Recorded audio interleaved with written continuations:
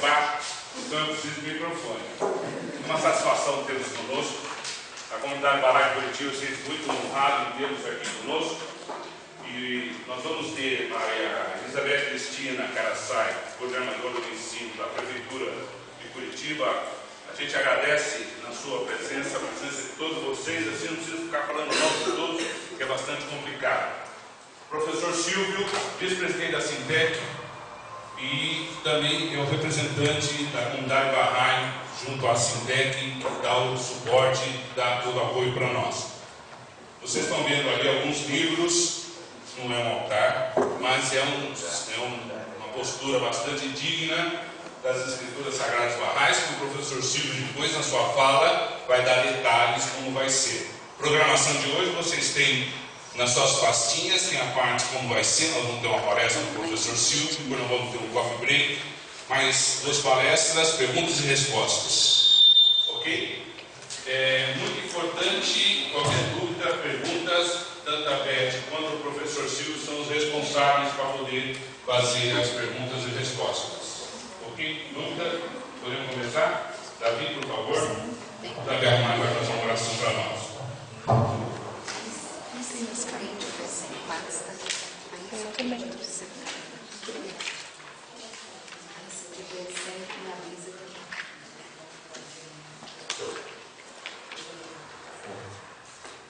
Ó tu, Senhor bondoso, criaste toda a humanidade dos mesmos pais. Desejaste que todos pertencessem ao mesmo lar. Em tua santa presença, todos são teus servos e todo o gênero humano se abriga sobre o tabernáculo. Todos se têm reunido à tua mesa de graças e brilham pela luz da tua providência, ó Deus. És bondoso para com todos, provês a todos, ampara a todos, e a todos concede vida. De ti, todos os seres recebem faculdades e talentos. Todos estão submersos no oceano de tua misericórdia. Ó tu, Senhor, une todos, faz as religiões concordarem e torna as nações uma só, para que sejam como uma única espécie e filhos da mesma pátria, que se associem em união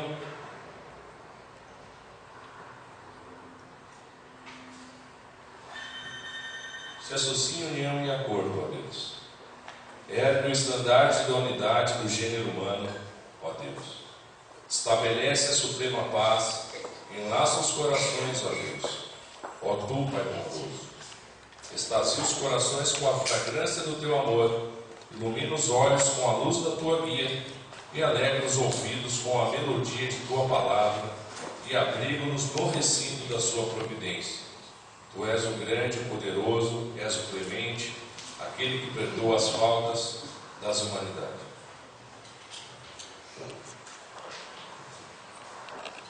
Vocês aqui conosco, a Bahá'í é um espaço sagrado muito revisitado por vocês, né? Todos os professores dos nossos cursos nos pediam muito que nós estivéssemos aqui. Então a gente gostaria de agradecer especialmente ao Silvio por sua disponibilidade, pela organização, pelas pastinhas, enfim, né, por todo o conhecimento que a gente vai receber hoje aqui nessa manhã. Então desejo a todos e todas um bom dia. Surge aqueles pontos, inclusive, que até a Beth passou algumas questões, vão ser respondidas através dessa fala. Tá? E depois vocês podem colocar outras questões que a gente pode discutir. Tá? Aqui eu estou dando umas referências na internet. É de bom tom, pelo menos acho que para todas as religiões, pelo menos as 20 religiões que a Sintec representa. Sempre consultar, quando vocês forem consultar informações, consultar nos sites oficiais. Eu coloquei o meu site, ele não é oficial, mas não tem nada aqui contra artigo oficial. Mas o site oficial é baha'i.org.br, né, que é o site da comunidade Bahá'í do Brasil. Né? Também tem o site baha'i.org, que é internacional, mas tem em português também lá informações. Então lá vocês vão ter fontes de pesquisa fidedignas, né, em relação à fé Bahá'í.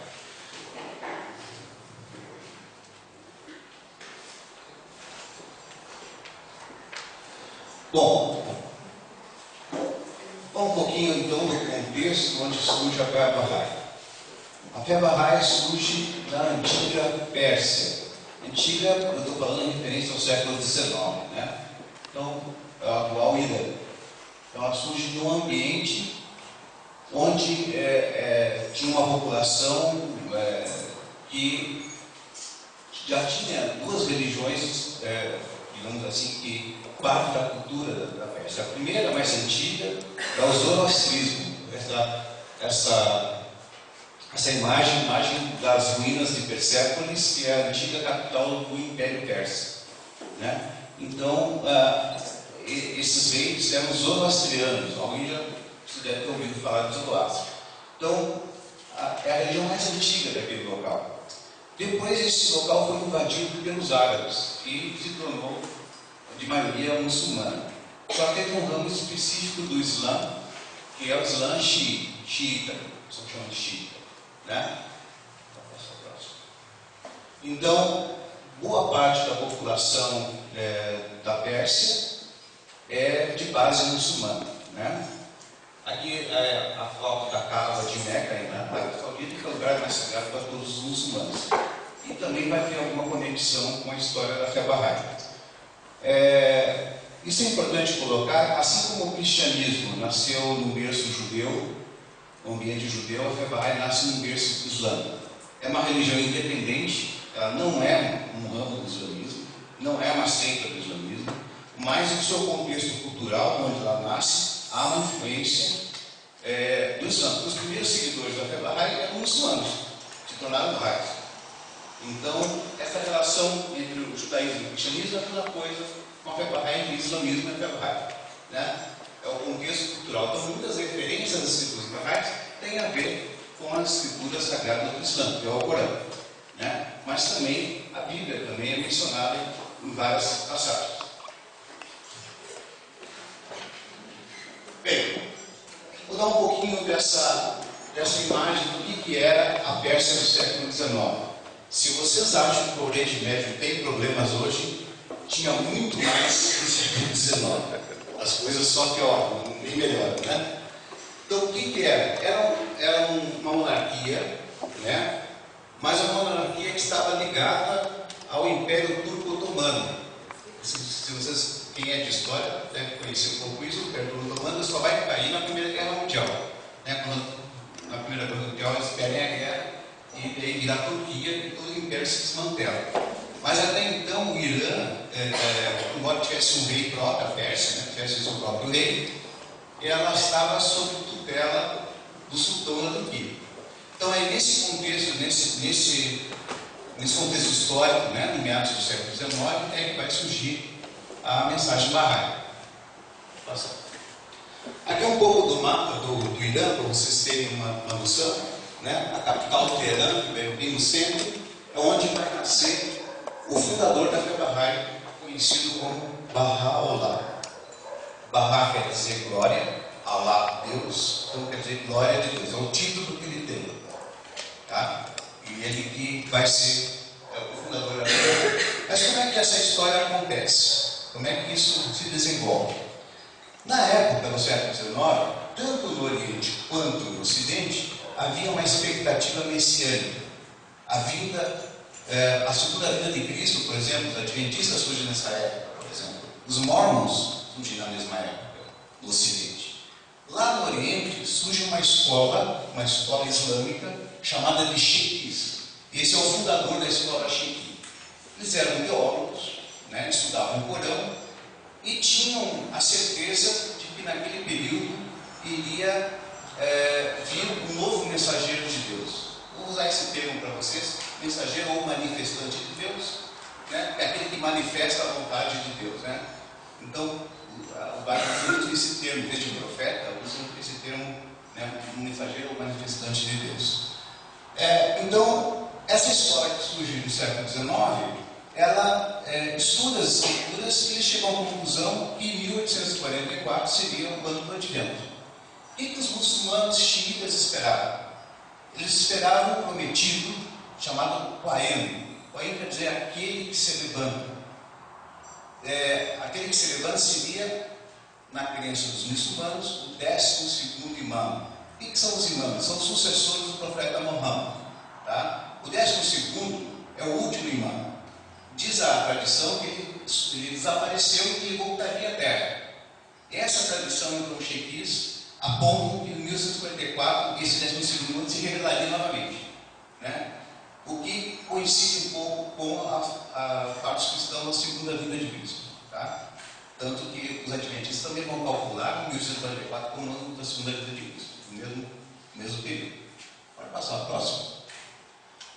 Esse é o sucessor do fundador da escola Cheikh, Sayyid Qasim, né? E é o último líder da escola Cheikh. É através dos ensinamentos dessa pessoa que vai surgir os primeiros discípulos do profeta, ou mensageiro de Deus, precursor da fé Bahá'í. Qual é o nome dele? É o nosso João Batista, né? Que é Obab. Então, Obab é o Qaim que os muçulmanos têm. E os primeiros seguidores desse Qasim vão, digamos assim, ser preparados por ele para reconhecer esse prometido. Então, aqui não vou falar muito da doutrina do chequismo, mas de qualquer maneira, o que nos interessa aqui é que eles acreditavam na vinda ou na volta do 12º imã. E o Bab vai se apresentar como esse prometido.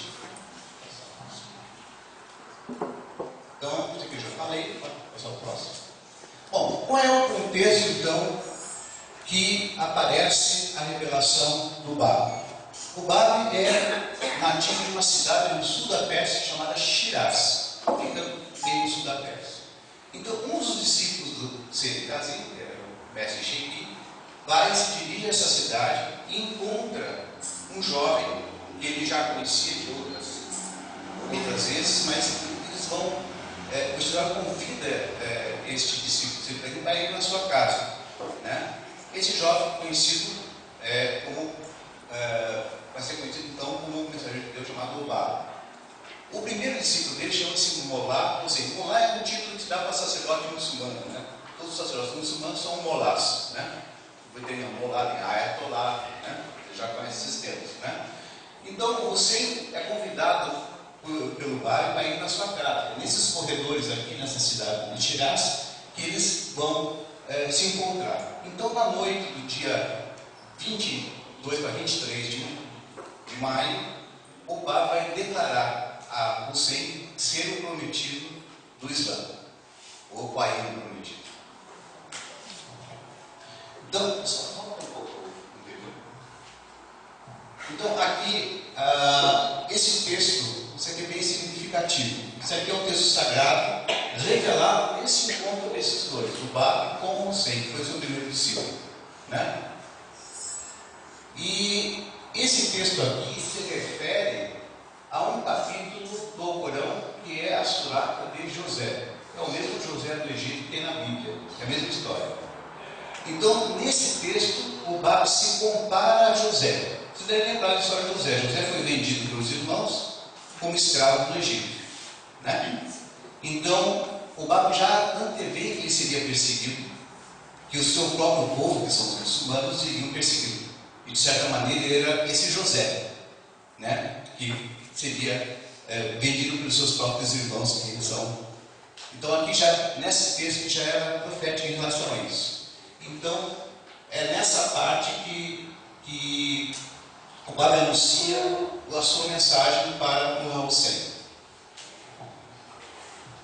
Bom, aqui então a gente já vai falar um pouco das escrituras. Né? Então, uma das escrituras mais importantes do Bab, né, é o chamado Kalil Asma, que é o comentário da Surata de José, que começa a ser revelado já no primeiro dia do nascimento da fé Bahá'í, e mais dois textos importantes: o Bayan árabe, escrito em árabe, e o Bayan persa, que é o livro das leis do Bab.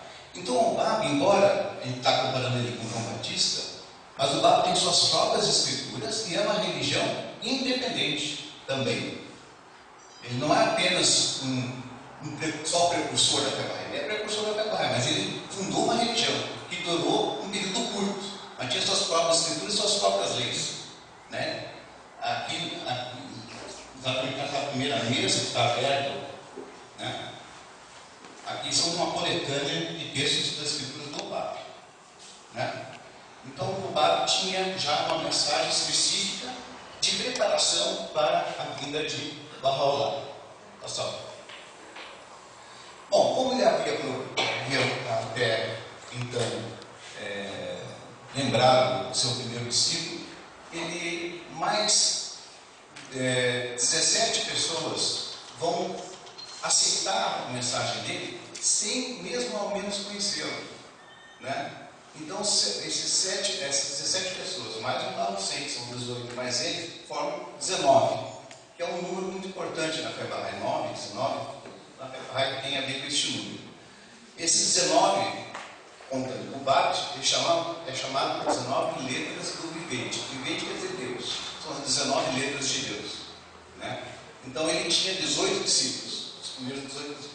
Um desses discípulos, acho que é importante a gente colocar aqui, era uma mulher chamada Tahirih. Tahirih quer dizer a pura. Então é a primeira vez na história da religião que uma mulher deu grau de discípulo, de apóstolo, né? Imagine isso no contexto islâmico do século XIX.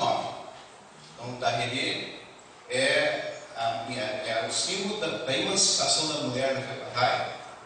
É o símbolo da heroína da Fé Bahá'í, porque ela arranca o véu, tira o véu, e ela é morta pelo seu próprio marido, por causa disso, né? Então ela é uma mártir da fé, mas também é uma mártir da emancipação das mulheres. E aí você já tem um princípio Bahá'í importante, que é a igualdade de direitos entre homens e mulheres. Não existe distinção na Fé Bahá'í de gênero, né? Agora seja um homem falando aqui, podia ser uma mulher, tá? Bem, aqui são as duas prisões que o Bab vai ficar. Ele vai ser preso pelo exército persa, claro, instigado pelos sacerdotes, né? E ele vai passar algum tempo nessas prisões. Depois ele vai ser julgado numa cidade chamada Tabriz. Esse julgamento, tirando, claro, os contextos diferentes, é como o julgamento de Cristo diante do Sinédrio, né? Ele é julgado com uma corte onde a sentença já estava decretada antes do julgamento, que era a condenação à morte, né? Então ele é fuzilado na cidade de Tabriz, uma ditadura da época, testemunhado inclusive por embaixadores estrangeiros, até ingleses, que estavam presentes no fuzilamento do Bab. Então o Bab é fuzilado e depois, claro, os seus restos mortais hoje estão no Monte Carmelo, em Israel, mas ele é o profeta mártir da Fé Bahá'í, né? Vamos assim. Bom, como eu falei para vocês, o Bab veio preparar a vinda de Bahá'u'lláh. Bahá'u'lláh propriamente é o fundador da Fé Bahá'í. Então o Bab sempre dizia que viria um outro mensageiro, maior do que ele, e que ele estava preparando o caminho para esse outro mensageiro. Então Bahá'u'lláh, para os Bahá'ís, é um prometido universal das religiões. Para os Bahá'ís, todas as religiões prometiam, né, um momento que as religiões iam se unindo. Bahá'u'lláh representa para os Bahá'ís essa testemunha da unidade das religiões. Ou seja, para os Bahá'ís, Bahá'u'lláh é o prometido das religiões do passado, né? Ele é o mensageiro que Deus havia previsto na Bíblia, no Corão, nas escrituras budistas, nas escrituras hinduístas, e que agora estaria com a mensagem da unidade das religiões. Bom, aqui é a casa onde ele nasceu. Eu só mostrei que depois, agora, recentemente, ela foi demolida, em 2004, 10 anos atrás, foi demolido. Quase todas as propriedades bahá'ís que eram sagradas no Irã foram destruídas, né? E aí os Bahá'ís sofrem perseguição no Irã até hoje, né? Bom, como o Bahá'u'lláh se apresentou como discípulo do Bab, ele também foi preso, né? Mas como ele era de família nobre, o pai dele foi digamos, presidente de província, ministro da corte do Shah, então eles não executaram Bahá'u'lláh, eles exilaram ele. Então ele foi exilado de Teherã para Bagdá, hoje Bagdá, né? E em Bagdá é que Bahá'u'lláh proclama publicamente ser o prometido que o Báb havia anunciado. Então, de certa maneira, a declaração pública de Bahá'u'lláh acontece em Bagdá. Né? Os baístas sempre lembram essa data, né? Chamados dias do Ridvan, quer dizer paraíso, quando Bahá'u'lláh, com seus seguidores, proclama ser o mensageiro prometido por Báb. Depois o sultão da Turquia, né, instigado pelo rei da Pérsia, vai exilar ele para vários lugares, até que o último exílio vai ser em Ankara, que hoje está em Israel, né? Fazia parte do Império Turco. Era uma cidade de prisão, onde os prisioneiros políticos eram colocados. Hoje faz parte de Israel e tem lugar sagrado, um santuário, que Bahá'u'lláh fica exatamente em Ankara. Né? Pode passar. Como é que foi então a revelação de Bahá'u'lláh? Bahá'u'lláh preso, ele foi preso nesse lugar aqui chamado Siachal. É como um moinho que foi adaptado para ser prisão. Então as pessoas eram algemadas, colocadas a ferros dentro desse subsolo, né, como se fosse um antigo moinho. Ele passou alguns meses aí, né? E os bahá'ís acreditam que foi aí que ele recebeu uma mensagem divina, digamos. Ele teve uma visão divina. E aí no Siachal, ele vai revelar a primeiras passagens das suas escrituras, que é um pequeno poema, na verdade, que vai ser revelado aí no Siachal, que foi o único que ele revelou na Pérsia. Todo o resto da sua revelação foi fora, né, que ele foi ensinado. Né? Todas as escrituras de Bahá'u'lláh, você pode montar aquela mesa, outra tem as escrituras de Bahá'u'lláh, como as principais. E na época era comum que se prendia a pessoa e a família ia junto, né? Então a sua esposa, os filhos dele foram presos junto com ele, exilados junto com ele. Né? Aqui é a declaração de Bahá'u'lláh, né? Ao sair da prisão de Bahá'u'lláh foi para Bagdá. Aqui tem um facsímile do texto dele. É a primeira vez também na história da religião que o próprio mensageiro escreve as suas escrituras e coloca o seu selo, portanto, não é uma tradição oral, são escritas por ele próprio, ou escritas pelos seus secretários, e ele colocava o seu selo de que era verídico, que foi revelado.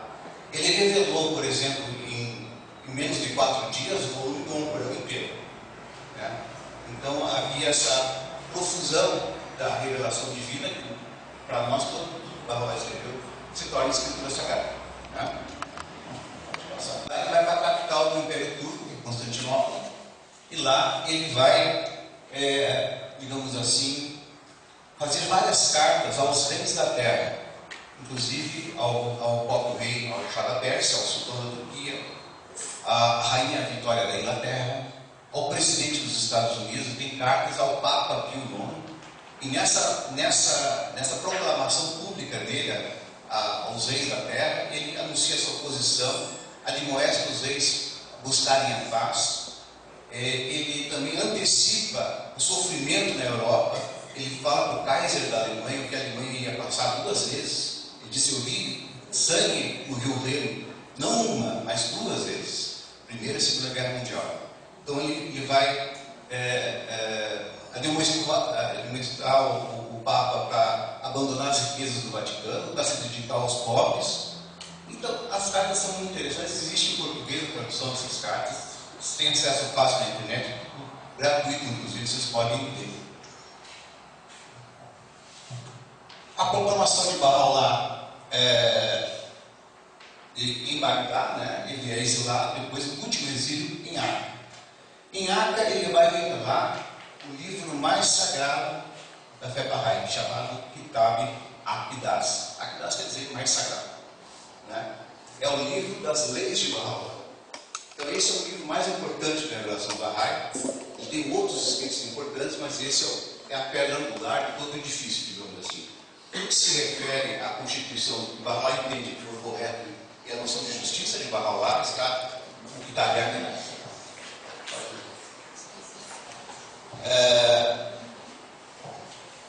Então aqui é sobre a revelação do Kitab Aqdas. O livro do Kitab Aqdas, para vocês terem uma ideia do que ele vai pautar, vai pautar tanto leis individuais como leis coletivas, leis sociais. Dentre as individuais, por exemplo, a instituição da oração obrigatória. Do Bahá'í, os muçulmanos costumavam orar 5 vezes por dia. Do Bahá'í, uma vez. O oração obrigatória do nascer, pode escolher qualquer hora do nascer ao pôr do sol, uma oração. Tem 3 orações de tamanhos diferentes. O Bahá'í pode escolher uma das 3. Ele vai colocar a lei da herança, por exemplo, a lei dos direitos de homens e mulheres, a lei do casamento, a lei do divórcio, tem divórcio no Bahá'í. Ele vai, a lei do jejum, o Bahá'í uma vez por ano. O calendário Bahá'í tem 19 meses e 9 dias, um mês por ano é o mês do jejum Bahá'í, que é o jejum que se faz do nascer ao pôr do sol, né? Pode se alimentar só de noite. E também ele vai ter leis em relação à estrutura social. E aí ele vai colocar várias leis sobre a questão de como uma sociedade justa pode ser consolidada. Bom, agora na parte final eu vou falar um pouco da administração Bahá'í, porque uma das questões é como a fé Bahá'í é administrada. Na verdade, a palavra convênio que vocês estão vendo aí, nós temos 2 convênios. Convênio quer dizer aliança, desde aquela aliança que Deus fez com Abraão. Mesma palavra, só que os bairros não termo convênio em vez de aliança. Tem um convênio maior, que é esse convênio de Deus com a humanidade, que foi feito com o profeta Abraão, né? E o convênio menor, que é o convênio que Bahá'u'lláh fez com seu filho, que é este aqui, Abdul Bahá. Né? Aqui é quando Abdul Bahá foi preso, foi um pai, jovem, e quando ele saiu da prisão. Depois de 40 anos. Então, Abdul Bahá é o centro da unidade de interpretação das escrituras da fé Bahá'í, e o centro da unidade da fé Bahá'í. Só ele pôde interpretar as escrituras do pai dele. Só. Os Bahá'ís interpretam para si mesmos, mas nunca podem impor sua interpretação aos outros. A interpretação que é válida é a interpretação de Abdul Bahá. Isso evitou que a fé Bahá'í se dividisse em seitas. Né? Então, não que não tentaram várias vezes. Mas a posição de Abdul Bahá faz com que nós sabemos exatamente que interpretação é possível das escrituras e qual não é válida. Porque ele interpretou as escrituras do próprio pai. Depois ele deixou seu neto, Shoghi Effendi, como guardião da fé. O guardião, ele não é a mesma posição de Abdul Bahá, mas ele era um líder da fé Bahá'í. Ele foi responsável para se tornar, na prática, as instituições que Bahá'u'lláh tinha anunciado no Kitab al-Aqdas. E uma coisa importante aqui, os Bahá'ís não têm sacerdotes. Eu não sou sacerdote, o Davi não é, nenhum Bahá'í não tem essa posição sacerdotal. A administração Bahá'í, ela é eleita. Qualquer Bahá'í, na ordem de 21 anos, pode ser eleito, tanto homem quanto mulher. Então não há uma posição sacerdotal. O que Bahá'u'lláh fez? Ele separou o poder temporal do poder religioso. Isso, no passado, as religiões tradicionais, o sacerdote contém tanto o poder político quanto o poder religioso, uma mesma pessoa. Bahá'u'lláh separou essas 2 coisas. O poder temporal, o poder de governo, digamos assim, vai para as assembleias. E o poder religioso, que é de orientação religiosa, vai para corpos nomeados. Mas esses corpos nomeados não têm poder, só têm o dever de orientar. Só as assembleias que decidem as coisas. Essa sim, o poder de governo. Portanto, não existe mais liderança individual na fé Bahá'í. Shoghi Effendi foi o último líder. Ele não teve descendentes, né? E com ele fecha-se a liderança pessoal. Depois dele é eleita a Casa Universal de Justiça. A cada 5 anos, 9 Bahá'ís no mundo inteiro são eleitos e fazem a função do governo da fé Bahá'í no mundo inteiro. Pode passar o próximo. Né? Aqui é o Monte Carmelo, né? Aqui as escrituras de Bahá'u'lláh, algumas que eu não mencionei. Outro livro importante é o Kitab al-Iqan, livro da certeza. O terceiro, Kalimat, quer dizer, palavras ocultas, é um livro que Bahá'u'lláh diz que a essência das religiões está nesse livro. Então são algumas escrituras bahá'ís. É uma gota dentro do oceano. Bom, pode passar o próximo. Então, a Casa Universal de Justiça, que é esse prédio aí, fica na Guerra Santa, fica em Haifa. Haifa fica do outro lado da Baía de Aca. Aca e Haifa fica no Mediterrâneo, no Israel. Haifa é o porto de Israel. Quando você chega em Haifa, você tem já o Monte Carmelo. E é no Monte Carmelo que ficam as instituições barrais e os santuários barrais. A nível nacional, a Assembleia Nacional, que é eleita também, mas é eleita a cada ano, 9 pessoas de cada país tem sua Assembleia Nacional. E a Assembleia Local, que é aqui de Curitiba, por exemplo, que é uma Assembleia Local, 9 pessoas eleitas, maior de 21 anos, que fazem as funções da Assembleia Local. Pode passar o próximo, agora você um pouco mais rápido.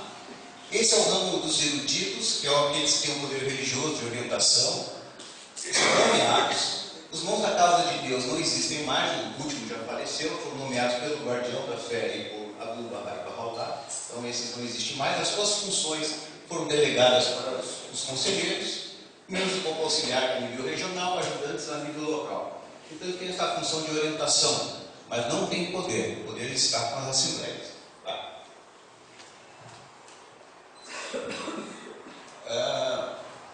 Qual é a concepção, então, para finalizar? Eu vou parar por aqui. Qual a concepção Bahá'í de religião? O que é religião? Você já deve ter estudado isso, religião religare, que é lactanço, que é aquela religião cristã, né? Religar, ou relege, escolher. Então a palavra religião tem várias conotações. Para os Bahá'ís, a religião não é uma série de crenças, né? A religião consiste em ensinamentos do próprio Deus. E os Bahá'ís acreditam que todas as religiões vêm desse único Deus. Nós somos estritamente monoteístas, né? Todas as religiões. E, portanto, esses ensinamentos são para que a humanidade se desenvolva e melhore. Então, é como se Deus mandasse Jesus, Muhammad, Buda, Krishna, Zoroastro, né?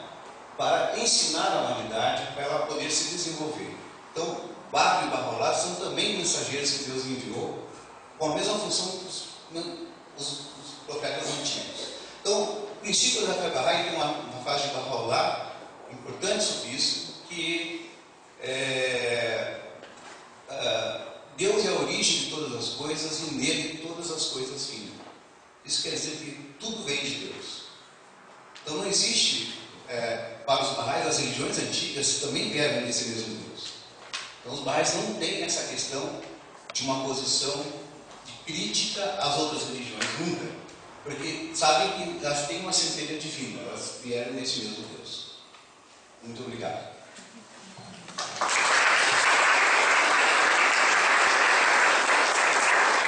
Obrigado, professor Silvio. Eu gostaria de convidá-las a um coffee break para a gente poder relaxar. O professor Silvio está à disposição, caso vocês queiram ter alguma pergunta particular, que vocês querem saber. Tudo bem, mas você vai estar à disposição, por favor.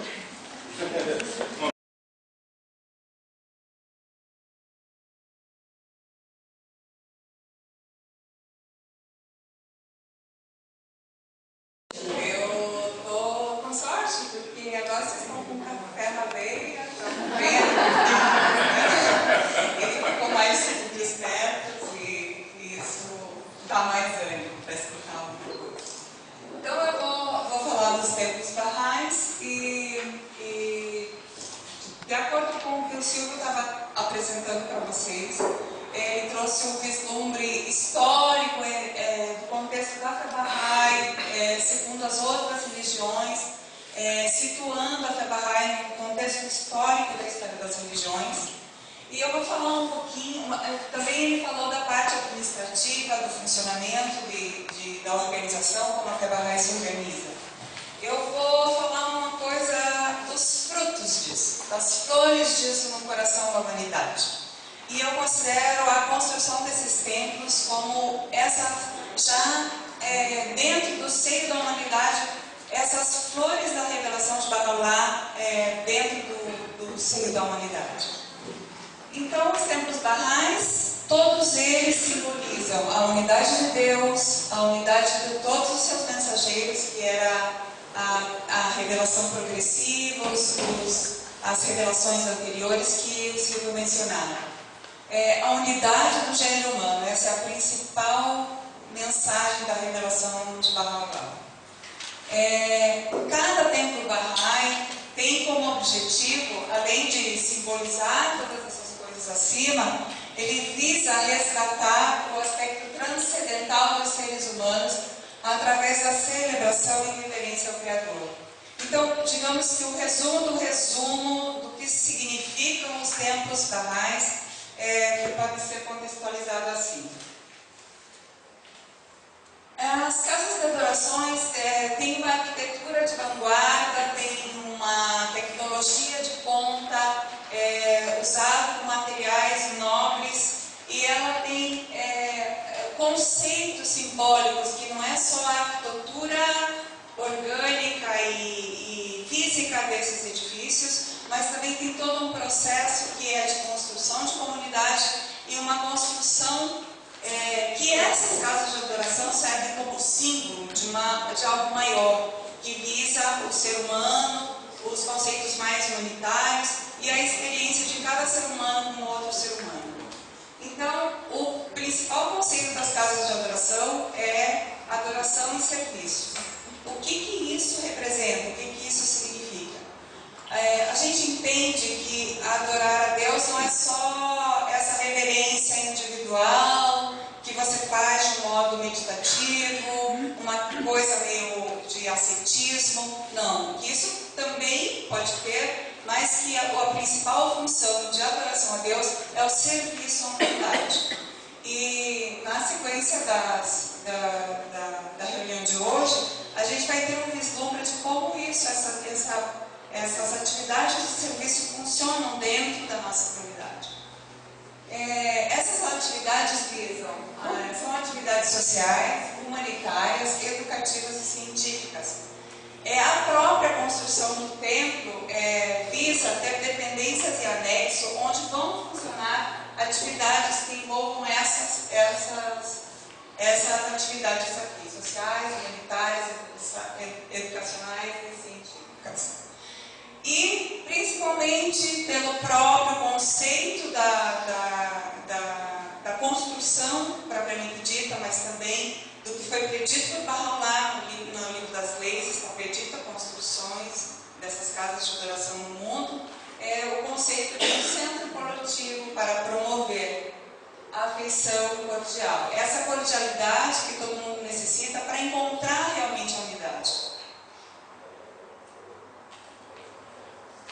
Um lugar universal, porque é aberto a todos. Um lugar universal de adoração, aberto a todos, independente de sua afiliação religiosa, origem, etnia ou gênero.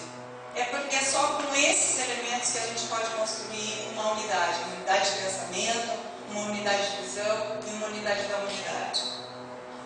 Além do mais, é um lugar que provoca a reverência, que provoca a atitude de silêncio interior. Isso o que acontece? Se forma como um refúgio onde você pode recorrer para ter uma reflexão mais precisa das questões existenciais. Então é um refúgio para reflexões mais profundas sobre a realidade espiritual e questões fundamentais da vida, incluindo a responsabilidade individual e coletiva para a melhora da sociedade. Uma coisa não está sem a outra. A gente entende, por isso que essas casas existem, essas casas de adoração existem. E para que isso? Para a melhora da sociedade.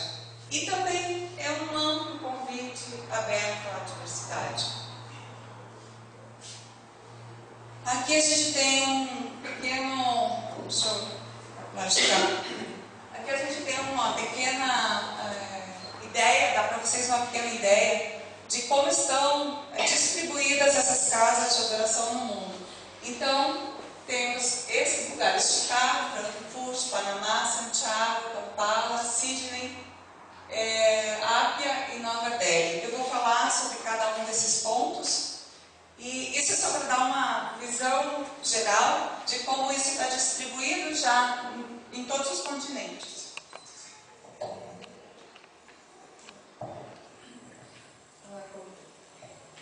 Essa é uma casa devem ter visto as fotos ali, né? Está em Chicago, e eu vou mostrar todas elas, depois eu vou falar as características comuns dela. Essa foi nos Estados Unidos e foi iniciada em 1921 e foi concluída em 1943. Essa na África, Uganda, e foi iniciada em 1958 e concluída em 61. Essa em Sydney, Austrália, de 58 a 61. Eu estou citando os cliques por isso. Na Alemanha, em 1960, concluída em 64. Essa é no Panamá, esse cerro onde ela... essa morro. Esse morro onde ela está construída se chama Sonsonate e foi em 69 até 72. Podem ver, são todas recentes, né? Samoa, em 79 até 84. Podem observar que todas têm mais ou menos o mesmo formato. Elas têm características em comum que eu vou falar mais pra frente e tem um porquê disso. Esse é o templo da Índia, a humanidade inteira. Ele é recente, ó, 1980, foi concluído em 86. E essa semana eu estava vendo na TV, no Globosat, tem um programa que está passando sobre os templos da Índia. E o primeiro da série foi muito bem elaborado, passou o templo da Índia. Deve repetir na semana que vem, se quiserem dar uma olhada. Aí aparece por dentro, os visitantes chegando, um número impressionante de pessoas que chegam para fazer suas orações, para ler os escritos sagrados de todas as religiões dentro desse espaço. É bem impressionante. Esse é o Templo do Chile. Ali na parede ele está a foto da maquete. Hoje, essa foto é de dezembro, agora. Ele já está em construção, agora ele já está aqui nesse momento, ele estava com o revestimento externo ainda começando. Hoje, atualmente, ele já está com todas essas asas revestidas. Essa é uma foto que eu gosto muito e ela eu trouxe ela por esse motivo, porque essas flores que estão lá vão desaparecer, porque elas são uma vegetação nativa e todo início de primavera elas aparecem muito rápido, muito rápido. Elas despontam, florescem um mês, elas passam floridas e depois elas somem, elas ficam secas, as sementes ficam na terra e germinam no ano seguinte. E essas flores vão sair, porque vão ter 8 hectares de jardins. 8 hectares de jardins vão ser construídos ao redor do templo, seguindo as linhas da construção arquitetônica. Então, eu gosto, essa foto é muito querida para mim, porque não vamos ter mais a oportunidade de ver essas flores amarelas da Cordilheira dos Andes, que esse templo é construído na pré-Cordilheira dos Andes. E aqui é o nosso lugar mais próximo, lugar sagrado da América. A gente chama carinhosamente como Templo Madre, Mãe, né, da América do Sul. E esse aqui, ele é o primeiro templo Bahá'í. Ele foi construído em 1902 a 1908, olha, esse é um pouco mais antigo. E ele não existe mais, por conta de não ter duas guerras, passaram pela história dele, complicações políticas, porque foi na Rússia, e também passou um terremoto pela história dele. Então hoje não existe mais, mas existe nos nossos corações, na lembrança do que ele significou para a comunidade Bahá'í e é o primeiro marco desse desenvolvimento social e humanitário que a humanidade fez florescer. Que a comunidade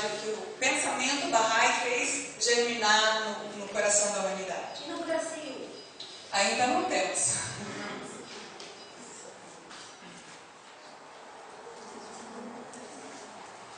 Ó povos do mundo, construí em todos os países casas de adoração em nome daquele que é o Senhor de todas as religiões. Fazei-as tão perfeitas como seja possível no mundo do ser. Esta é uma citação de uma frase de Bahá'u'lláh muito importante para se pensar tudo isso, de se construir esses espaços sagrados que sejam abertos a todos. Senhor de todas as religiões.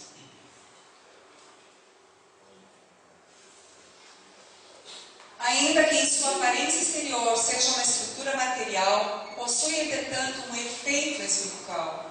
Forja vínculos de unidade, de coração a coração, e é um centro coletivo para as almas dos homens.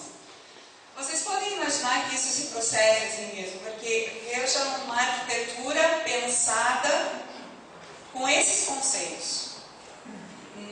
É diferente de qualquer construção arquitetônica comum. Imagina a construção de um mega shopping center, né?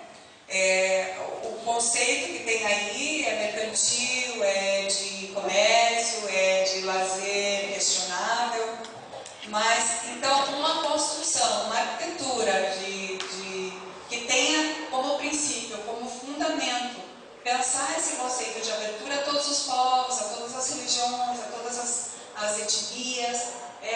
Como pode isso estar presente nos continentes todos? Como pode ser beneficioso para o ser humano?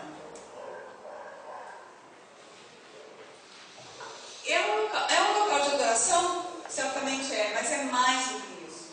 Mais do que um local de adoração, de uma arquitetura singular e de uma impressionante beleza, os templos Bahá'ís simbolizam e transfundem a ideia de um serviço dinâmico e desinteressado à humanidade. Isso que eu estava contando para vocês um pouco das coisas que acontecem no entorno quando surge um templo, esses anexos, essas dependências que são e serão construídas visando o bem comum, visando a comunidade ao redor. Eu percebi muito isso no Chile, onde o templo nem está construído ainda e a comunidade local já chega para os Bahá'ís e querem saber e começam a trabalhar junto e se interrogam sobre suas questões existenciais e se questionam sobre o que é a real espiritualidade, as questões que afligem o mundo. Isso parece que ao crescer essa flor do templo, no seio de uma comunidade, provoca uma inquietude que lança questões, interrogações e também promove reflexões e reflexões em conjunto. Quanto à sua forma arquitetônica, que vocês já puderam apreciar nas formas tão bonitas que são, majestosas, né? Então, não são suntuosas, mas são majestosas. Elas expressam os princípios da fé, que o Silvio também já teve a oportunidade de estar comentando com vocês. E elas possuem 9 entradas e uma cúpula central. Isso na arquitetura dos templos, isso é o que, vamos dizer, é centrado. Essa das 9 entradas, essa questão das 9 entradas e com uma cúpula central. Por que 9, né? São tantas as religiões, são abertas a tantas as pessoas, mas assim, o 9 é o número da maior unidade, ele cabe todas as unidades, porque o próximo número já é uma dezena, né?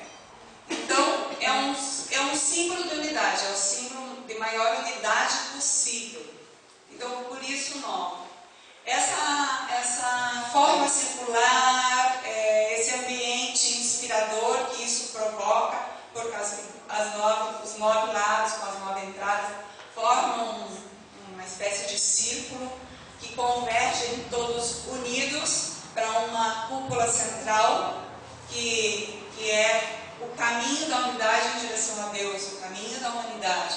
Então isso promove um espaço aconchegante, onde cada um pode entrar e falar consigo mesmo, falar com o seu Criador expressar suas crenças e aí, independente de etnia, raça, credo, cor, sexo, e estar aí na presença de Deus num ambiente harmonioso de unidade. Estamos carentes disso, mas nos continentes todos já tem a germinação da flor. E essa também é uma frase de Baha'u'lláh, que todos os homens foram criados para levar adiante uma civilização em contínuo progresso. É isso que os Baha'is creem, que cada um pode desenvolver em si e no outro a capacidade de gerar mais humanidade. Porque eu penso que a gente ainda está tentando ser humano, né? A humanidade mesmo, com letra maiúscula, com o seu grau de condição, ainda é potencialmente latente em cada um de nós e em nossos corações. E se a gente restringir isso para o nosso entorno, nossa família, demora muito mais para a construção dessa ideia de paz, de harmonia e de união entre os povos.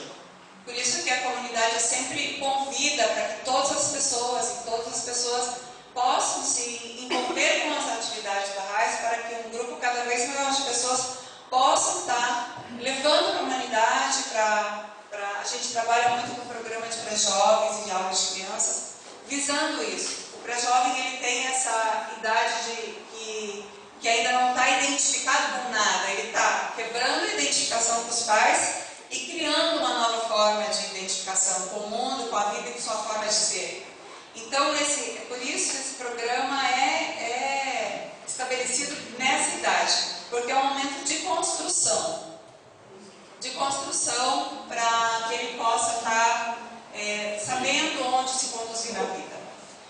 Então, essa frase é muito forte assim, para mim, pessoalmente, porque ela diz muito desse processo que culmina com as atividades Baha'is que vão estar sendo faladas na sequência para vocês apresentarem o programa. Tá? Muito obrigado. Primeiro que, como fotógrafa, ela está registrando no dia de hoje e ela vai depois informar-nos como ela vai disponibilizar essas fotos. Se vocês tiverem interesse, nós vamos poder compartilhar, tá certo? A gente informa a Beth depois, aí ela repassa para vocês, perfeito? Só um comentário. Esse tempo do Chile, a gente tem um carinho todo especial por ele, por estar aqui na América do Sul. E tem um site, e é um site que vocês vão poder ver a parte da criação, a construção, o projeto, como está sendo utilizado. Vale muito a pena se vocês tiverem curiosidade de ver.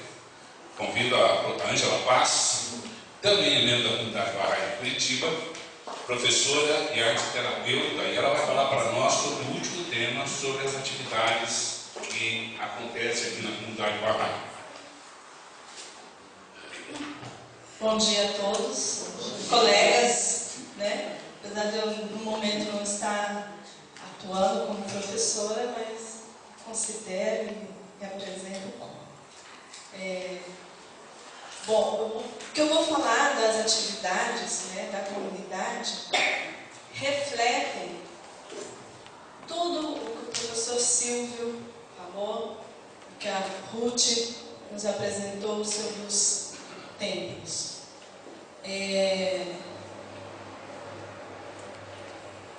Então, porque as atividades, né, da comunidade Bahá'í, ela representa a aplicação prática, a colocação no dia a dia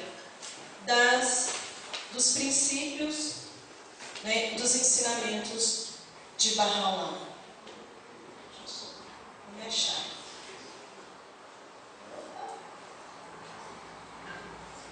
Então, o princípio máximo, né, que Baha'u'lláh veio trazer é a unidade do gênero humano. Estabelecer. Baha'u'lláh afirma que a paz mundial, né, que a segurança da humanidade é inevitável e que somente estabelecendo a unidade entre o gênero humano nós vamos alcançar esse estágio, né, realmente de paz e segurança e fraternidade entre todos os povos do mundo. Então, cada uma das atividades reflete esses princípios, coloca cada alma nesse caminho de serviço à humanidade, para melhorar a sua vida, né, de âmbito pessoal, de caráter íntimo, e a vida da sociedade, de toda uma comunidade, local, nacional, mundial. Então, essa visão de construção global, de unidade global, ela começa a partir do momento que cada alma se coloca em movimento, se coloca para se transformar e transformar a sua realidade. Mas antes disso, eu queria só colocar uma questão para a gente pensar. Cada religião estabelece um calendário. Então, na Fé Bahá'í também existe um calendário instituído, criado pelo Bahá'í, referendado e confirmado por Baha'u'lláh. E o ano Bahá'í começa no equinócio, né, no hemisfério sul e norte, no momento em que a Terra recebe igualmente a luz, né? Então, o dia, no período no equinócio, tem 12 horas exatas entre os dois hemisférios. E é nesse dia que se inicia o ano Bahá'í. Nauru, celebrado entre os dias 19 a 21 de março. Então, é quando esse calendário começa. E cada um dos 19 meses com 19 dias, cada um desses meses tem um atributo, o nome é um atributo de Deus. Então, glória, sublimidade, poder, grandeza. Para cada início de mês, é celebrada uma festa que a gente chama Festa de 19 Dias, né, instituída por Baha'u'lláh, que é uma festa, uma reunião onde os Baha'ís celebram essa alegria, celebram essa unidade, essa concórdia, né, é um momento de alegria para o nosso coração, para a nossa mente. E é uma reunião dividida em 3 partes. Uma parte de orações, de devoção, onde a gente se conecta com o sagrado, com Deus. Uma parte que a gente chama de administrativa, onde os assuntos da comunidade é consultado, onde os informes da assembleia local é transmitido para os amigos. E uma parte social, onde é um momento de confraternização, né, de alegria, com o objetivo de estreitar os laços, fortalecer a unidade entre a comunidade. E um detalhe, essa é a única atividade da comunidade que é restrita só aos Baha'ís, principalmente nesse momento da parte administrativa. Todas as outras atividades, como os dias sagrados dentro do calendário, são abertas a todos os amigos, todas as pessoas.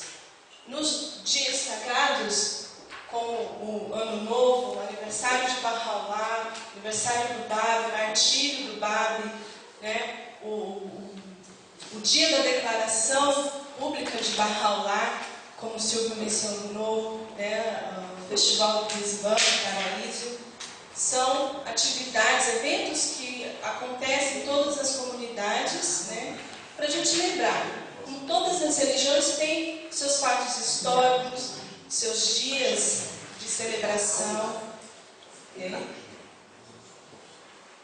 Bom, além dessas atividades, ao longo do ano acontecem conferências de unidade da região, escolas de temporada onde as famílias, as crianças, os jovens se reúnem e reuniões da Casa dos Baha'ís, ou no caso Curitiba tem uma sede local onde os amigos se reúnem para conversar, uma roda de conversa sobre os diversos assuntos.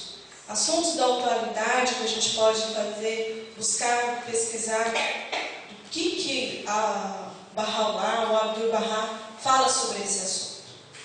Então essas reuniões acontecem ao longo do ano.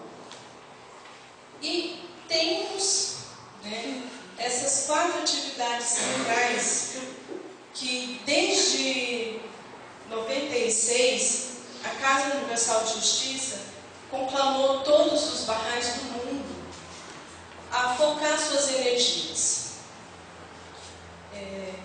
Essas atividades, nós acreditamos que se envolver, servir nessas atividades é uma forma prática da gente colocar esses princípios de Bahá'u'lláh no nosso dia a dia, mudar a nossa vida, a vida da nossa família, da nossa comunidade, de vizinhanças, de cidades. Cada local, cada comunidade Bahá'í está num estágio, né, onde pode ser percebida essa mudança de postura. Porque quando a gente se transforma, coloca unidade, tolerância, amor nas nossas ações, isso gera um movimento que mais e mais pessoas vão se agregando. E todo mundo tem esse anseio de ter uma vida melhor para si e para o outro.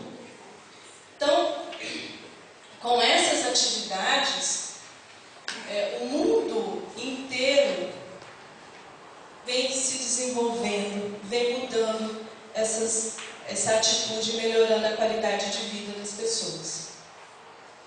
Primeiro,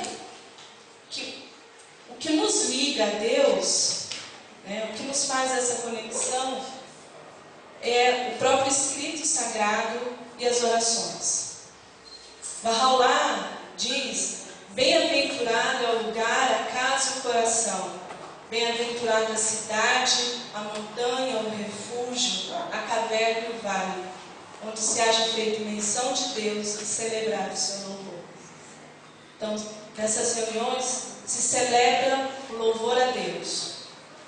Nas casas das pessoas, nas sedes locais, nos jardins, em praças, onde pessoas, independente da religião, mas se sentam e juntos celebram a Deus, lendo os escritos sagrados de Jesus, de Maomé, de Buda, de Bahá'u'lláh. Então é esse momento que, para fortalecer esse caráter devocional que a gente tem, porque a oração é o alimento para a nossa alma, e o alimento a gente tem que fazer, nós temos que nos alimentar todos os dias. E também, de forma coletiva, esses momentos são importantes. Então, a gente tem imagens que mostram esses momentos em vários lugares do mundo, das mais diferentes formas, respeitando sempre a identidade das pessoas daquela localidade. Uma reunião devocional em Curitiba, com certeza vai ser diferente de uma reunião devocional no interior da Bahia, ou lá numa comunidade indígena do Amazonas. Também é diferente da celebração de uma reunião na África. Então, aqui a gente coloca, né, em movimento o processo educacional, que é o que realmente promove a transformação. Bahá'u'lláh dá uma ênfase muito especial. Um dos princípios de Bahá'u'lláh é a educação universal. Mas não é só uma educação do conhecimento da humanidade, mas uma educação espiritual, uma educação dos valores. A educação espiritual se refere a amar a Deus, a amar e respeitar todos os manifestantes divinos, a adquirir qualidades espirituais. Todos nós, todo ser humano de joias de inestimável valor. E somente a educação é capaz de revelar esses tesouros. Então, através de um programa que inicia com a educação espiritual das crianças, que nutre os templos, corações e mente das crianças. Então, crianças de todo o mundo, de todas as crenças, participam dessas atividades, onde elas, através dos ensinamentos de Bahá'u'lláh, dos seus textos sagrados, aprendem essas virtudes, o amor, o respeito, a generosidade, né? Preferir vosso irmão antes de si mesmo, são algumas desses princípios. E aqui acontece também em vários locais. Aqui em Curitiba. Aqui vocês podem ver pelo escrito, deve ser, não sei se é alemão. E aqui também em São José dos Pinhais. Continuando esse programa de educação, tem o programa de empoderamento espiritual dos pré-jovens. Esses grupos que canalizam as ondas de energia desses pré-jovens. São esses, usar a palavra que todo mundo, adolescentes, né? Mas para a comunidade, para os Baha'is, é uma idade onde eles têm uma energia, um potencial, um altruísmo, uma vontade enorme de fazer diferença na vida deles e na vida dos outros. Então o programa coloca todos esses desejos em movimento, onde eles estudam, eles têm atividades de artes e principalmente eles executam ações de serviço ao próximo.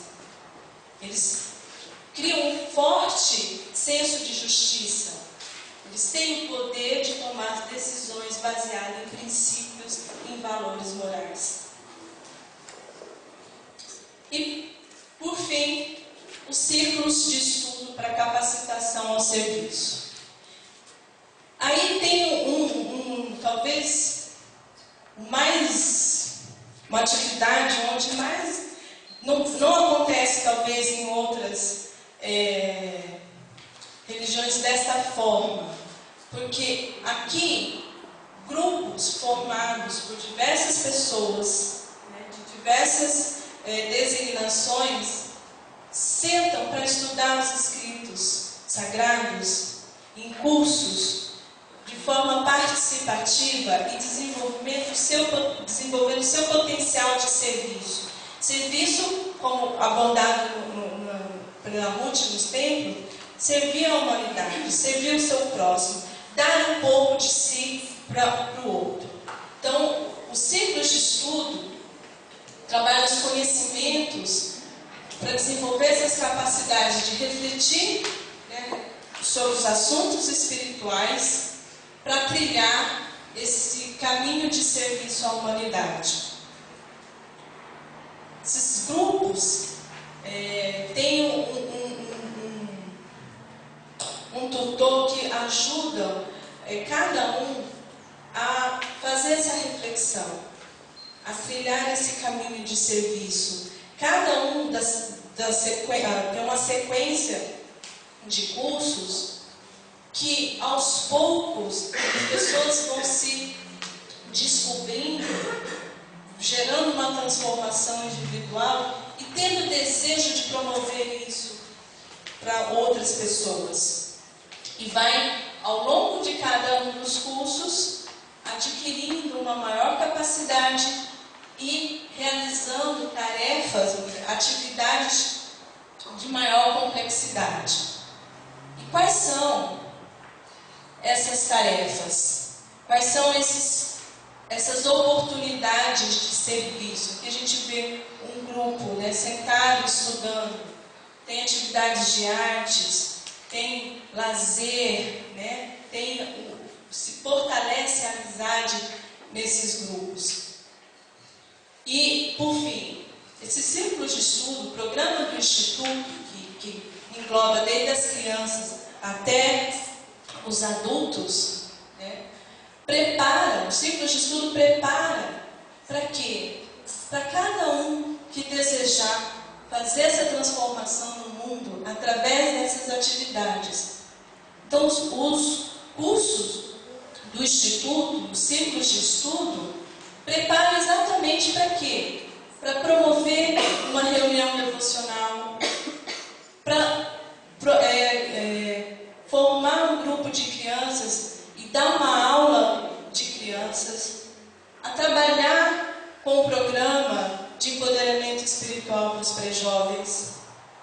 E ao final dessa sequência de cursos, aquele que desejar ampliar essa rede também se prepara para ser um tutor dos ciclos de estudo. Então, se fecha, mas ele é um espiral, se a gente imaginar que começa ali, você se capacitando, você podendo ser um promotor de uma reunião devocional, você podendo servir como professor de aula para criança, ou como monitor do grupo de pré-jovens, ou ajudando outros que querem começar a trilhar esse caminho de serviço.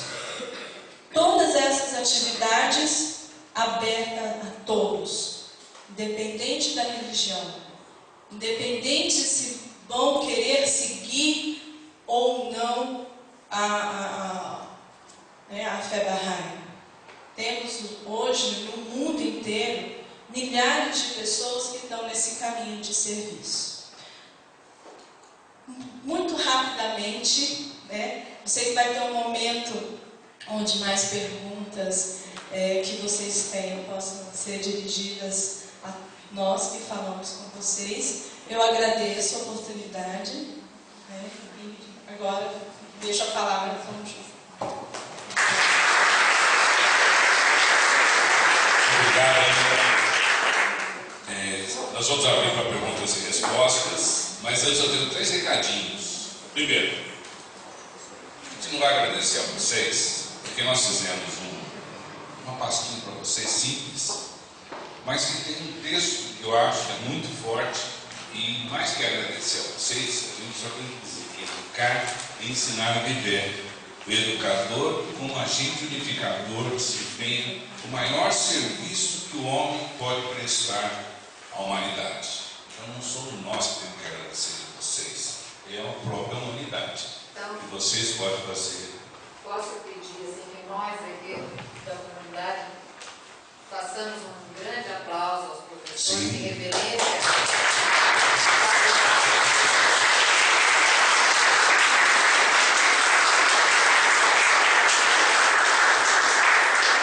Nós vamos ter uma foto oficial, se vocês me permitem, antes de vocês irem embora, por favor, no encerramento, nós vamos fazer ali fora, com esse sol, esse dia maravilhoso, nós vamos fazer uma foto.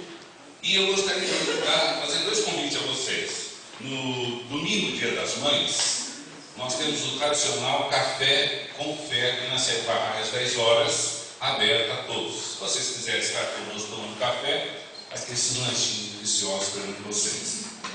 No dia 23 de maio, às 20h30, tem a declaração do BAB, que é uma reunião aberta a todos. Se vocês quiserem participar, fiquem à vontade. Muito obrigado. Nós vamos abrir para perguntas e respostas. Professor Silvio, por favor, eu gostaria que você coordenasse junto comigo aqui na frente. Quem quiser, eu não sei como vão ser as perguntas, são direcionadas, ou se vocês querem fazer perguntas. O tio desse ano chama-se Juan Carlos Salazar, Grande Bahá'í, que agora voltou da Bolívia, que tentou uma estrela, mas não tinha nenhum motivo. Ele tentou fazer, mas não deu muito certo.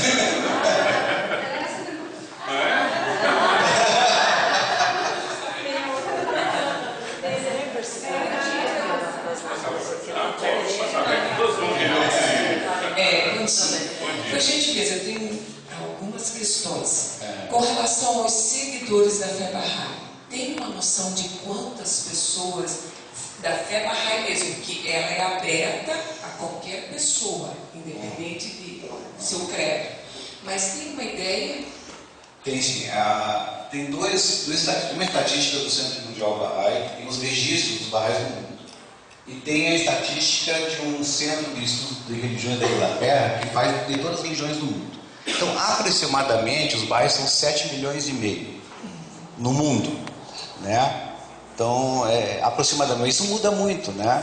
Como qualquer religião, as pessoas às vezes não participam mais, ou, né? Ou pessoas ingressam todos os dias, então isso é uma coisa muito mutável.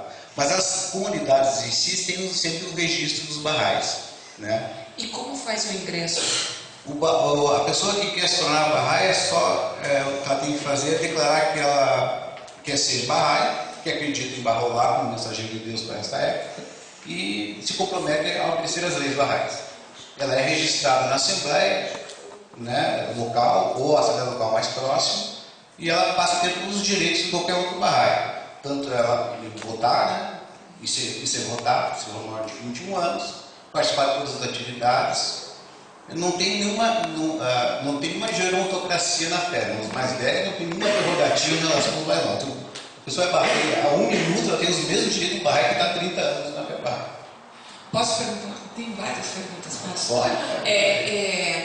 Qual é o critério para se decidir o local para construir as casas de devoção, os templos de devoção? Talvez a Ruth podia falar melhor sobre isso. Ruth, vem aqui. É que ela esteve nesse processo lá no Templo do Chile, ajudando lá. Então ela pode. O princípio que eu posso dizer é que foram pensadas uma para cada continente, né? Depois agora, como já tem uma em cada continente, então vão abrir as casas locais. Inclusive na Colômbia, em Cali, já está em projeto uma casa de adoração lá, mas daí não seria esses templos continentais, seria um templo local. E na África também já tem 2 em andamento. Como se angaria fundos para se construir um templo desse? Então, esses templos são pensados pela Casa Universal de Justiça, está dentro do nosso livro das leis, a construção deles. E como os Bahais não aceitam doações de nenhuma entidade, nem sócio, política, governamental ou não governamental, então só aceitam dos próprios Bahais. Então cada templo desse é uma geração de amor, porque cada Bahai que contribui de Zanzibar, Holanda, Hungria, Brasil, ele contribui com uma pequena quantidade reunida do mundo todo para construir uma casa de adoração. A casa de adoração que está construída no Chile agora foi determinada nesse lugar no Chile, porque quando os Bahais chegaram no Chile, teve uma grande receptividade dos chilenos, principalmente da zona da Araucania, que são mapuches. E tem muitos mapuches que são Bahais. Então, por conta desse movimento, teve a primeira doação de uma pessoa dizendo: não, eu quero que construa isso em 1956. Então, inclusive a gente pensava: não, quem sabe seja no Brasil, porque o Brasil é tão mais representativo, tem mais pessoas. Mas como essas construções são representações de amor à humanidade, esse ato desse Bahai que estava lá numa comunidade chilena teve o significado de erigir esse templo ali. E hoje a gente vê que é uma maravilha dentro da cordilheira, a cordilheira se cobre de neve no inverno, é uma coisa muito linda, assim. Mais alguma coisa com você? Não, na realidade, então todas as outras pessoas do mundo inteiro como se diz, participam dessa construção do Chile. Inclusive crianças. Eu conheço uma menininha que esteve visitando o Templo do Chile, que quando começou essa questão de construção do Templo do Chile, ela juntava os dinheirinhos e dizia: mãe, isso é para o Templo do Chile? Aí a mãe dizia assim: mas filha, por quê? Disse: mãe, a gente tem que ter a oportunidade de construir, porque vai ser tão bonito. Então você veja, uma criança, né? Então a mãe escutou isso e aceitou assim. Com relação aos rituais, existem rituais dentro da fé Bahá'í, por exemplo, que nem tem certas festas que são restritas aos Baha'ís. Existem rituais, rituais coletivos, não. Só tem rituais individuais. Como é que funciona isso? Por exemplo, nas orações obrigatórias, tem 3 orações. A oração mais curta é simples. Os bairros devem se dirigir ao santuário de Bahá'u'lláh em Acre, né? Aqui no Brasil seria o Nordeste, né? Então, orar naquela direção em pé. E antes deve lavar a mão dos outros, que é a ablução, né? Então, essa oração tem essa prescrição. Podia ser considerado isso um ritual. A oração média tem outras regras, de postação, depois isso a pessoa faz individualmente na sua casa. Nunca faz na frente de ninguém, não pode fazer ritual na frente de ninguém. Então, esses rituais são individuais. E também no enterro, o Bahá'í tem uma oração da congregação, que é a única oração congregacional. Quer dizer, uma pessoa faz em nome de todos a oração. Porque as orações Bahá'ís, eu faço oração, eu não faço em nome de todos. Cada um faz a oração, né? E não tem nenhuma postura. Uma reunião Bahá'í não vai haver nenhum ritual. Nenhum. Né? Se parecer uma coisa ritual, ninguém é obrigado a fazer tal. É livre totalmente. Mas Bahá'u'lláh restringiu os rituais. Há uma sabedoria nisso. Os rituais separam as pessoas. Você não tem o código do ritual. Você vai num templo, de uma região mais antiga, tem muito ritual, você fica perdido lá dentro. Numa reunião Bahá'í, qualquer pessoa se senta em casa porque não tem ritual. Não tem nada que você tem que saber antes. Né? E os rituais individuais, ela aprende como se tornar Bahá'í. Ela estuda porque é ela que vai fazer, só individualmente. Então é por causa de uma religião que tem que ser universal, tem que ser para todos. E daí não pode impor nenhum tipo de ordenamento ritualístico e vai acabar com essa diversidade. E até vai, desde o Mapuche até o Curitibano aqui, nem eu, né? Então todos têm que se sentir iguais dentro da comunidade. E com relação à morte? Bom, os Bahá'ís acreditam numa vida após a morte, mas uma vida espiritual. Os Bahá'ís não acreditam que o espírito está dentro do corpo, o espírito está refletido no corpo. Então, como nós fosse um espelho, reflete a luz que é o espírito. Então, o nosso corpo quebrar, né, desmanchar, o espírito continua, porque o espírito não é do mundo material, é do mundo espiritual. Então, nós vamos para o mundo espiritual. Os Bahá'ís não acreditam num lugar céu ou num lugar inferno. O céu e o inferno é a condição. Quanto mais perfeições você desenvolver neste mundo, mais você está no céu. Quanto menos perfeição você tiver, mais no inferno você está. O inferno é o afastamento de Deus e o céu é a proximidade de Deus. Os Bahá'ís não acreditam na essência do mal. O mal é uma ausência, é uma falta do bem. É como a luz. A luz existe, a escuridão não. A hora que você vê a luz, acaba a escuridão. A escuridão tem existência própria. Mas nós somos livre-arbítrio. O homem pode se voltar para as coisas ruins, mas ele escolhe voltar. Não é que uma entidade mal faça isso. Porque para os Bahá'ís, Deus é o absoluto bem. O absoluto bem não poderia ter criado o absoluto mal. Isso é uma contradição.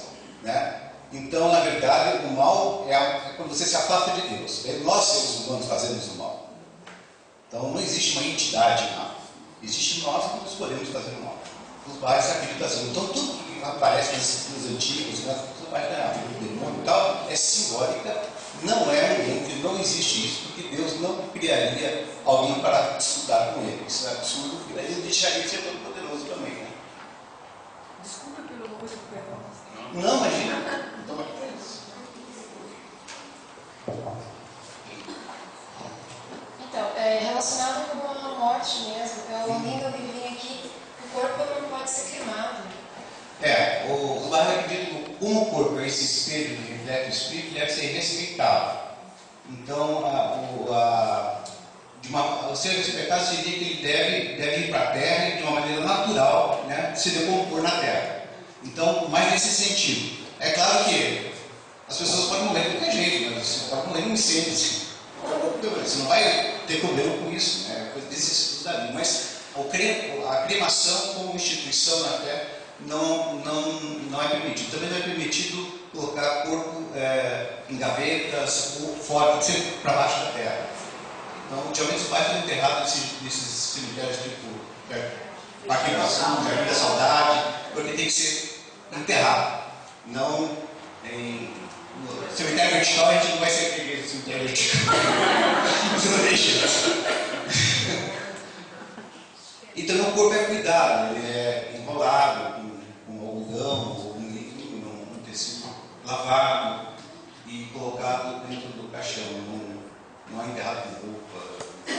Não é um ritual, mas é um cuidado com o corpo, né? Tem esse cuidado com o corpo. Eu queria perguntar sobre a cerimônia de casamento e batismo. Vocês ministram? Não existe batismo na fé Bahá'í, tipo um sacramento ou coisa de... Como eu falei, uma pessoa entrando no Bahá'í, ela só diz que quer ser Bahá'í, uma carta para se é Bahá'í, acabou. É uma coisa administrativa, né? A criação da declaração dela é uma coisa direta com Deus. Isso é uma coisa interessante. Como a religião não tem sacerdote, não tem intermediação sacerdotal nisso. Tudo que você faz de bom e ruim tem que se acertar com Deus. É você com Deus. E isso é uma responsabilidade bastante grande. E o casamento também é assim. Bahá'u'lláh prescreveu um versículo para o casamento. Os dois devem dizer a seguinte frase: nós verdadeiramente aquecemos a vontade de Deus. É só isso que ele prescreveu. O resto, os dois que escolhem o que querem fazer, que oração que eles querem, quem que vai fazer. Eu já fiz vários casamentos, mas os dois convidaram lá. Você vai falar no nosso casamento lá com a saudação tal. O João Davi também já fez. Então, ele escolhe. Essa ideia coloca uma pessoa representante. Ele tem efeito civil do Brasil, então o civil é feito junto. Só tem que fazer no mesmo dia. O civil e o religioso tem que ser no mesmo dia. A única exigência da administrativa da fé é essa. Então, se a pessoa quer fazer separada, eu e minha esposa, nós fazemos de manhã o civil e de noite o religioso. No mesmo dia. Pode repetir a frase? Nós verdadeiramente aquecemos a vontade de Deus. Eu não esqueço porque eu casei.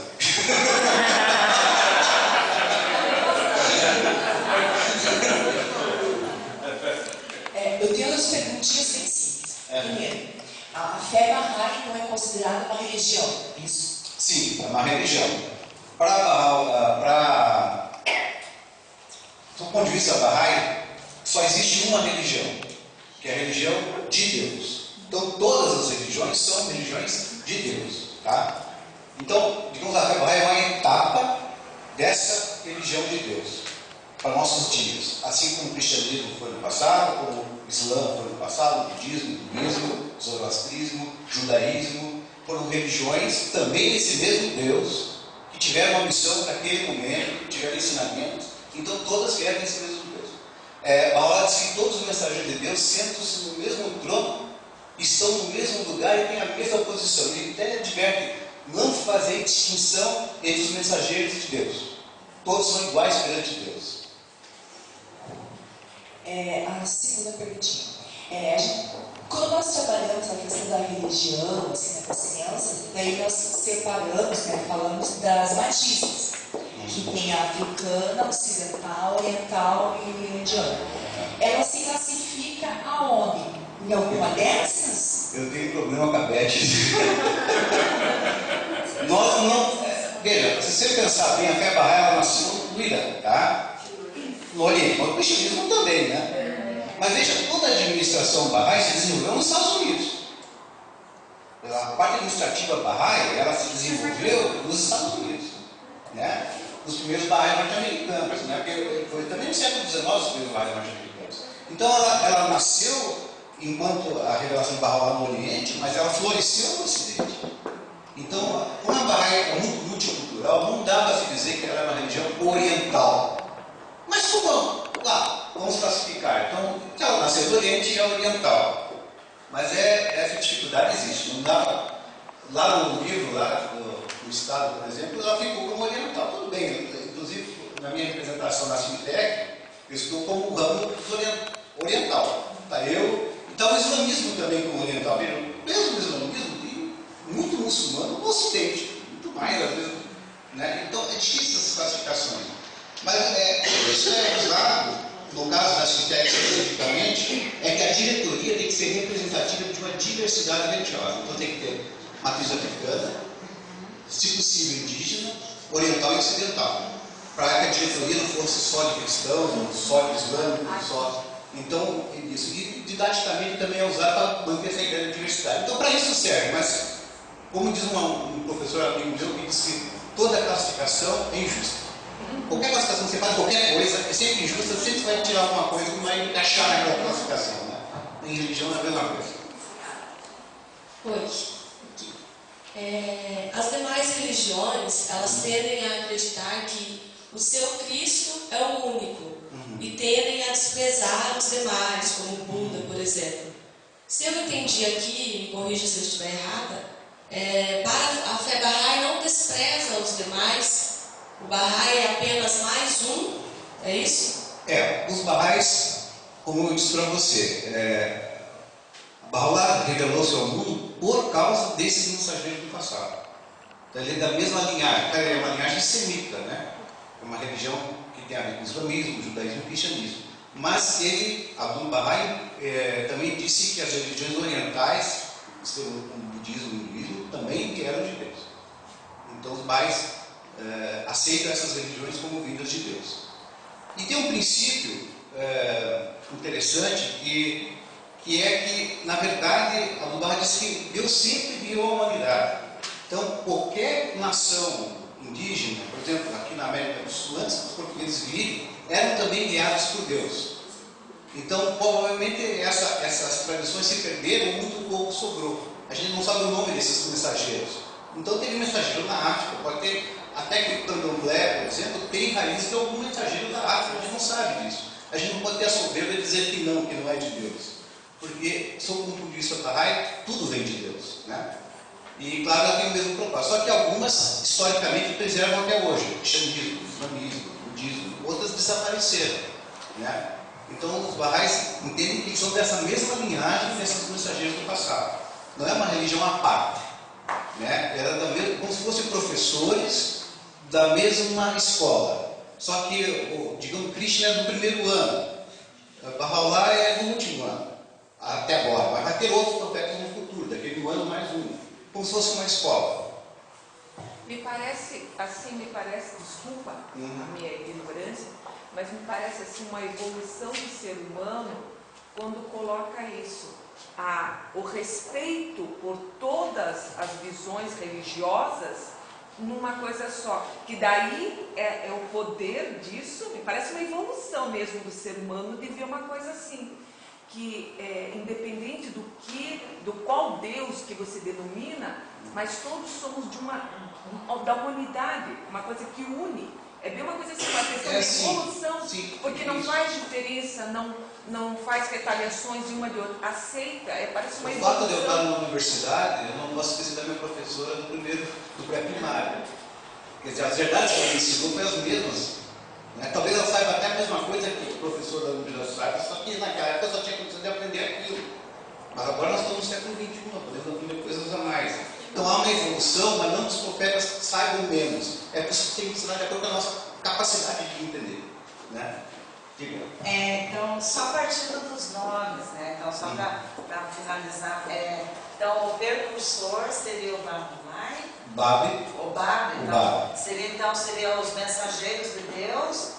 No caso, poderia ser visto como cada um profeta, ou tem o primeiro, primeiro, como assim nos nomes de falar? Olha, a palavra profeta sempre dá duas conotações. Por exemplo, Isaías também é profeta. Mas qual é a diferença, por exemplo, de Isaías e Moisés?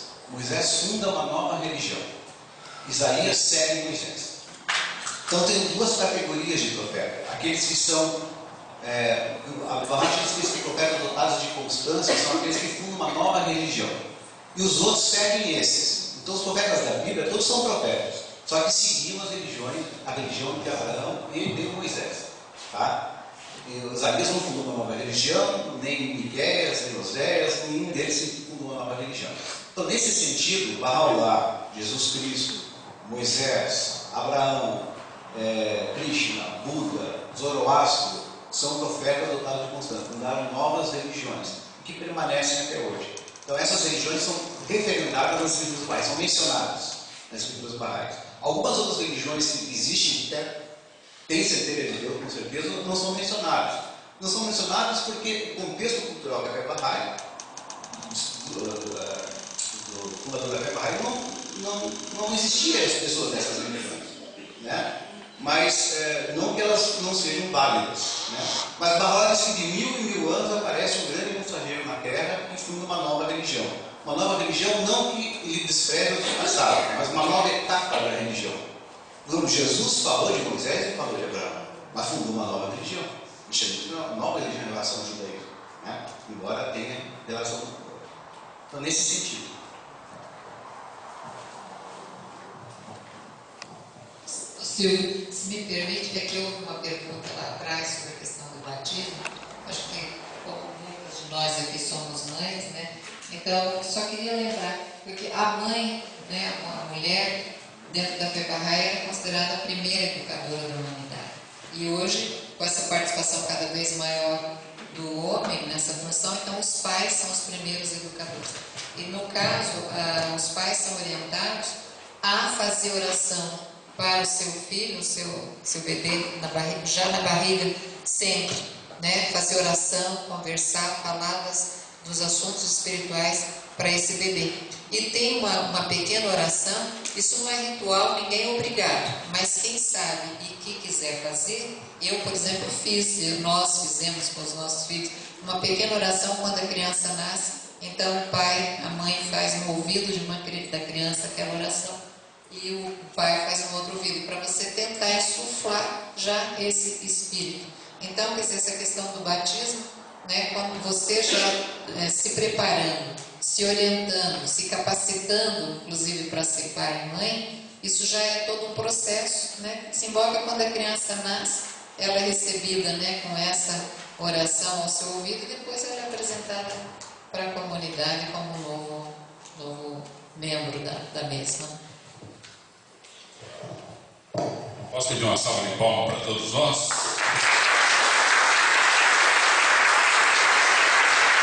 Obrigado. Vamos fazer a foto oficial agora. Vamos ficar nesse no primeiro.